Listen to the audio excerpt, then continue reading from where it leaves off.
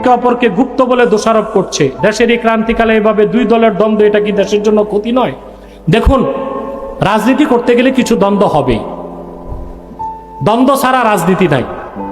সরকারি দল বিরোধী দলের মধ্যে দ্বন্দ্ব থাকবে, তবে সেই দ্বন্দ্ব যেন সন্ত্রাস সহিংসতায় না গড়ায় সেই দিক লক্ষ্য রাখতে হবে।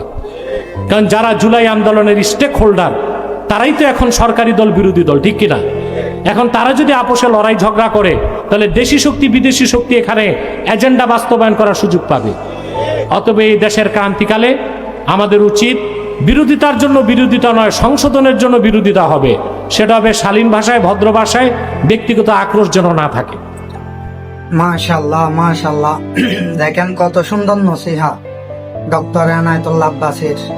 এই যে একটা রিসেন্ট ইস্যু, যেটা নিয়ে অনেক সমস্যার সম্মুখীন হইতে হচ্ছে মানুষকে, এবং এটাতে যে দিল্লি অপশক্তি, বিশেষ করে আওয়ামী লীগ এবং বিশ্বের ভৌগোলিক রাজনীতিবিদরা যারা হচ্ছে বিদেশি পরাশক্তি, তারা যে সুযোগ নেওয়ার একটা বিষয় লুকায়িত আছে, এটার জন্য কত সুন্দর নসিহা করলেন ডক্টর এনায়েতুল্লাহ আব্বাসী।